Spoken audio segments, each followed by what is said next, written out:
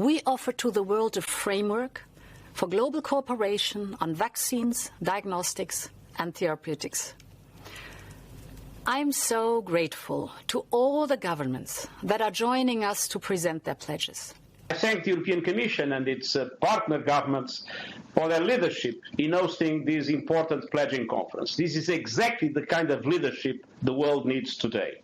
These new tools can help us to fully control the pandemic and must be treated as global public goods available and affordable for all. The ultimate measure of success will not be how fast we can develop tools. It will be how equally we can distribute them. None of us can accept a world in which some people are protected while others remain exposed. Thank you, Ursula, again. Thank you for bringing us all together. Vielen Dank. I'm pleased to announce today that we will pledge $100 million towards this effort. I want to thank the President of the European Commission, Ursula von der Leyen, for making this event happen. And I want to thank all the leaders involved for their generosity.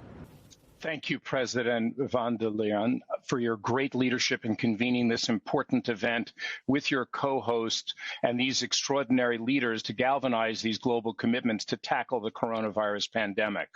In this moment, it's absolutely vital that we all join together at the political, scientific, and community levels to end this pandemic and the suffering it's causing globally. In addition to the enormous task of developing COVID vaccines, we must, as others have said, ensure that there are enough vaccines for global deployment, guaranteed equitable access, protecting healthcare workers and bolstering health systems, and in the meantime, ensure that routine immunization continues during the pandemic so that we don't face multiple outbreaks of infectious diseases. Japan strongly supports the initiative taken by President von der Leyen.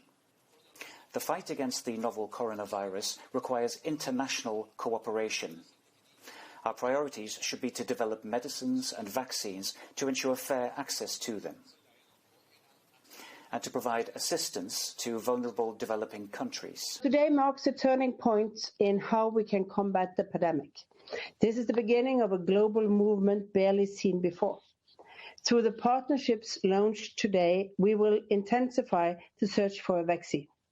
We will strengthen the search for effective treatments and increase our diagnostics capacities.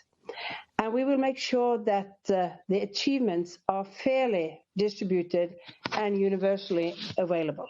The African Union, I convey my appreciation to the EU and indeed to Global Preparedness Monitoring Board for convening this pledging conference in response to COVID-19. Developing countries are particularly vulnerable to its impact.